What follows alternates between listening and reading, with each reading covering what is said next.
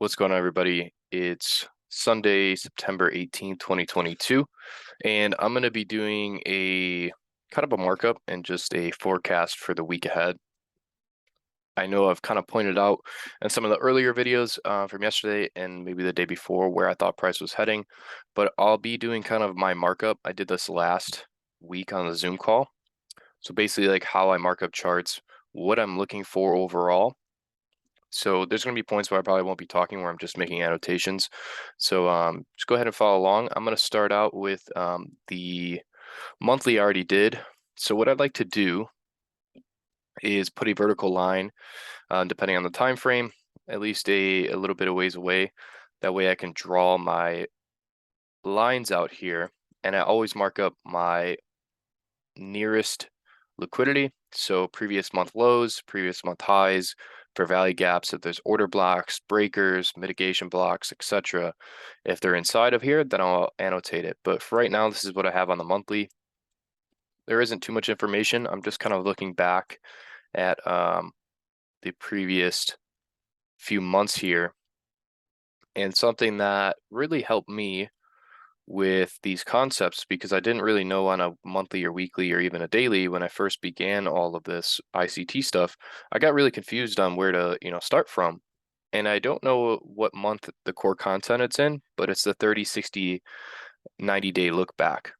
And what that basically is saying, I don't know if I don't know exactly what month it is, but if somebody could put down in the comments. You basically are looking back 30 days, 60 days, 90 days, and you start at 30 days and you look at, okay, is there any liquidity in the last 30 days that I can look at and target? Is there any PD arrays, so order blocks, fair value gaps, breakers? Is there anything inside of that 30 days? Then you look back another 60 days, do the same thing, 90 days, same thing. So that really helps you narrow things down. I would suggest starting with 30 days, especially on like a daily chart or 4-hour, looking back 30 days and just seeing where you can mark up those zones at. So that's just a little side note. Going down to the weekly, again, I have my vertical line. And now I'm looking at liquidity. So I've been stating that this low here on the weekly chart is what I'm overall aiming towards for the bias, right? So the sell side liquidity is a draw on liquidity for me because it's a previous week low. It has sell stops resting underneath here. I annotated last week the fair value gap that we were going to use to go short. So I'll go ahead and annotate that on there for myself, just so I can be aware of it.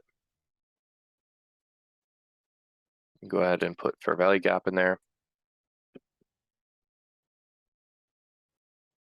I do like to mark up the opposite side of liquidity, just in case anything happens. You're not always 100% correct on your analysis, so I like to keep the other side available. That way, I'm not always married to one bias. Some annotations are not necessarily needed. At one point, I believe I won't be doing annotations on my chart. I believe I'll be able to look at a naked chart and be able to trade it. But for now, it's really amazing to get that reticular activating system trained. If you guys don't know what that is, I suggest looking it up. Best example I can give is when you buy a new car, you start to see that same car everywhere else. So it's the same thing here. Trading to me is all about pattern recognition. If you can continue to see patterns over and over and over again, you become accustomed to it. Your mind has a system in place to detect those patterns. So the more and more you just reinforce that pattern, reinforce it, it becomes just like second nature. It's subconscious. Looking at here, this is our shift in market structure to me, and that still means we are bearish overall on this index here. So I will put a little annotation here, a little light bulb. I'm going to put a magnet down here. That way I know overall that's what I'm looking for. I discussed last week that we should be paying attention to this balanced price range here. Went ahead and rebalanced into it. You could see the bodies of the candle closed just at the high there. So that's really beautiful to see. And we tapped into that bearish order block as well. Going into the weekly time frame, I discussed with you guys last week to make it super easy. You want to look at the previous week low and the previous week high, and that way you can determine a bias and you can find your model on the way there. So I'll give you an example of it. Looking at this chart and everything that we've discussed and everything that we know, we're leaning towards a bearish bias. So we want to be looking at the previous week low, which is approximately 50 points from the close of the week. So my ideal setup would be having price retrace back in, and then we would find a short setup to target the previous week low. Does it sound reasonable for us to take out the previous week high? Because from the close, we're almost 265 points away from that. That doesn't sound reasonable or logical for us to target the previous week high. So for me, the most reasonable is the previous week low, and finding a model or a setup to take out the previous week low before that is taken out. If it's taken out, that's still okay. We can still look for lower prices. So this previous week low, this one here, and then ultimately this one resting at 36.35. And then once we get down there, then we can start looking at other PD arrays. But you don't need to look back this far and start marking up everything from 2020. Just focus on the present structure, the present PD arrays, the present liquidity sell side or buy side, and that way it can kind of help simplify things for you, because I think you can get a little lost in these time frames. So that's it for me in the weekly. I believe I have everything else. In my head, I could mark up the bearish order block. I could mark up this, but it's a little bit too cluttered for me. So mark it up how you like it. I'm just kind of giving you guys my framework and what I like to do personally. Going down to a daily chart. Go ahead and remove this. So again, I start with the vertical line. And for this, I like to move it out a little bit of ways away. I'll touch on the vertical line when it gets down to the 4 hour and the 1 hour, but the time doesn't really matter as long as it's a good enough ways away from me personally. So I touched on yesterday the bullish order block here that we are all aiming towards, and looking at that Friday close, we are looking for the range to be traded back into the weekly range. Now, since we've already used this, I would say multiple times, if we included the high of the order block, it seems to me that it's done its job. If we can retrace back in, that would be great. But after this, I don't really see this as a viable option. I'm just marking it up for my sake and for you guys as well. So looking at the next liquidity point, I'm looking at the sell side liquidity resting here. And then I'm looking at the sell side liquidity that I marked up on the weekly chart, which is resting here. So those are my bearish targets. Looking at where we can retrace back into for us to form a bearish model or a bearish setup would be this area here. Let me just make sure real quick. Uh-oh. So you always have to make sure that everything's visible on its time frame. At least for me personally, that's the way I do like it. So it can become a little bit nitpicky. So looking at this, I see the bearish fair value gap resting here. And that seems to me the best viable option for us to go short on a daily time frame. Matched with the balanced price range here, that's what I would be looking for price to really dig into. Do I believe we're going to retrace that far? Possibly. I would much rather see the gap stay open. So what I mean by that is I'd much rather see price come up into maybe 25%, and then for us to go lower, ultimately underneath the order block, which would be underneath this sell side liquidity here and the sell side here. If we, I'll touch on this when we get to this point. I'm just going to make a quick note. If we get down into this area here, watch the 50% of this wick here. That's all I'm going to say. So I'd be watching this genuinely area, because to me, that is inside of a premium from the swing high to the swing low. And I'll go down to lower time frames and explain why as well.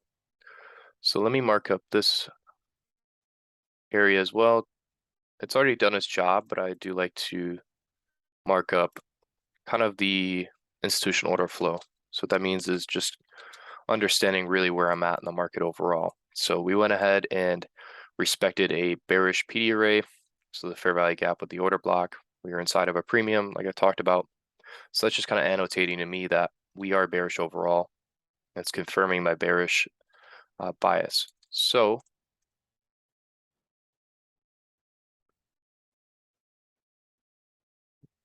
there we go. I think that's going to be it for the daily time frame. I may want to change this a little bit, just so I have it annotated for my sake here. So that's the area I'm watching for. Okay, going down to a 4-hour time frame, I'm going to put the vertical line at the end of the week. So let me check my calendar here. I want to make sure. So the 23rd is the end of the week. So September 23rd. And I only make this visible on a 4-hour chart.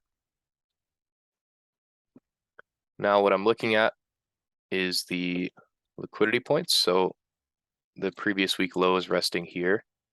Like I talked about on the weekly time frame, that's what we'd be looking at overall for us to go short, to target.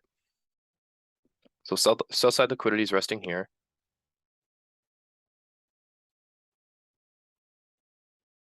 For me right now, I'm just going to put sell stops ran. Reason being is market structure shifts and breaks are kind of subjective, and they're unless I see it on a daily time frame or maybe on a 5-minute, something like that, where I can really easily spot it, I usually just kind of look at the draw and liquidity. That's, to me, the narrative is more important than market structure shifts and breaks. Of course, they're important, but to me, it's all about the draw and liquidity. So looking at the next point here, this is what I'm really eyeing for the week. I will be targeting these as long as we are maintaining bullish institutional order flow on a lower time frame. I really want to see these relative equal highs be taken out. And that for me would be then a prime condition for me to start looking for shorts. If we don't take out those relative equal highs and we just continue lower, then, you know, maybe I'll just start looking for some quick scalp short. But I would be really surprised if we don't take out those highs. That's overall what I'd be looking for. This fair value gap here, I'll actually do a rectangle box here. This is what I would like to see price trade back into. I don't want to see it go above this, to be honest. I'd much rather see this SIBI stay open. To me, this is just a large breakaway gap, which means price is probably in a hurry to get to discount PD arrays on the daily time frame. I'd much rather see this stay open. It's okay if we pop up into it a little bit, but this is my main area of interest for me this week. I really want to see this be traded back into and have the sell or the buy side liquidity taken out. Looking at lower prices, let's go over here. I mentioned last week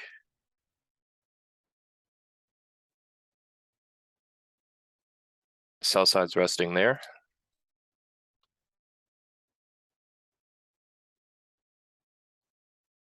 And sell side is resting here. And if you notice, on the daily time frame, I talked about paying attention to the 50% of that wick, because these two down close candles are your order block on a 4-hour time frame. So this area might be sensitive, depending on how how price is trading, we may just go right through it. But it's something to keep your eye on. And if you're in a trade going short, it's an area to take partials at. That's the reasoning why I'm mentioning it. And lastly, the sell side liquidity is resting here as well. So let me go ahead and drag that over. So all of these are bearish targets for me overall. I do want to note the volume imbalance. Make sure. So the volume imbalance is just something I like to annotate in case we either A, respect this volume imbalance. Let's say we gap down, fill it a little bit and continue lower. That could act as a fair value gap that we go lower technically. So if we get above it, use it as support to send price higher. That would be something I'd be looking for as well. So let me go ahead and annotate that.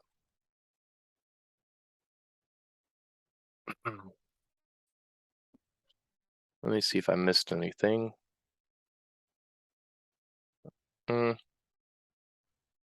Doesn't look the prettiest, but this is what I like to have on here. I don't want to add too much. I could add all the other stuff on here, like taking the buy stops, running into the fair value gap, swing high to swing low, premium. But all that is just unnecessary to me right now. I just want to focus on what I can use going into the week. So hopefully this makes sense so far. Going into the 1 hour chart, I think we get a little more clear picture. So on the 1 hour, the vertical line goes to the end of the day tomorrow. So I always change this every single day. I just like to have everything neat and organized. So this is the end of the day tomorrow on Monday. First thing I'm going to mark up is the sell side liquidity resting here. And I'll make this visible on the lower time frames as well. So that's the last vertical line I will be needing. So sell side liquidity is resting here, previous week low. The volume imbalance from last week. Go ahead and annotate that as well on the 1 hour. I'll leave it on the lower time frames as well. So volume imbalance, and drag it all the way over if you'd like. That way it's annotated in case we use it or we get above it and then use it as support to send price higher. Next is the buy side liquidity. And these look really, really nice.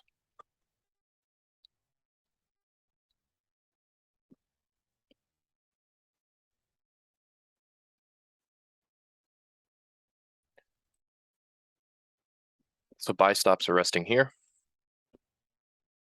I'm going to go ahead and put the magnet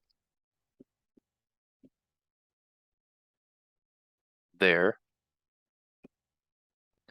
That way we know overall we're targeting the buy side liquidity resting there, at least for now. The low here, I'm going to just annotate that the sell stops have been ran. You can put a market structure shift if you'd like. For me, I'm just going to put sell stops have been ran. Looking at lower prices, so we have to look to our left here. Go ahead and copy this and put it right on the low here, which was on the 4 hour. And drag that all the way over.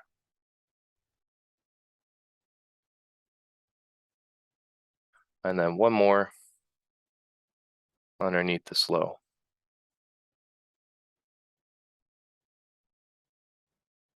And then looking at this area of interest, which was on the daily and 4 hour, we took out all the sell stops resting underneath here and rallied the other way. There isn't anything too important. We use this fair value gap. We could use that as a reclaim fair value gap potentially if we get down in that area. So just watch that area for price reacting off of it. It may or may not, but it's definitely something I'm keeping my eye on if we get down into that area there. Looking at the 1 hour, higher above the buy side liquidity, we have the fair value gap here, one right here, and like I mentioned on the 4 hour, I'd rather see this stay open. overall, I would really just like to see price get above these relative equal highs here and then descend lower. Going into a 30-minute chart, it's probably going to be relatively the same for me. The volume imbalance, there's nothing in here as far as fair value gaps or bearish order blocks. Reason being is because I'm bullish to start off the week, and there's nothing in here that I see poses a bearish narrative. Like if there was a really nice bearish order block or something, the relative equal highs are my main interest, like I've stated. So that's probably going to be it for the markups. Hopefully, this may have helped you guys. I just wanted to take you along like I did last week on the weekly Zoom call, how I mark up and annotate everything. I think the weekly time frame really gives the best narrative right now for us to look at. My overall bias is targeting 38.35. Next is 38.18, 37.22, and then eventually 36.38. So that's going to be it for me today, you guys. I appreciate you guys. Good luck and good trading this week. We do have a FOMC on Wednesday, so please pay attention to that. We may be super sloppy Monday and Tuesday leading up to FOMC. I forgot to mention that. Price, from my experience with FOMC, Monday and Tuesday can be super sloppy. Monday can be okay. Tuesday is usually the worst leading up into FOMC. After that, we can really start to look for our setups. So until tomorrow, good luck and good trading.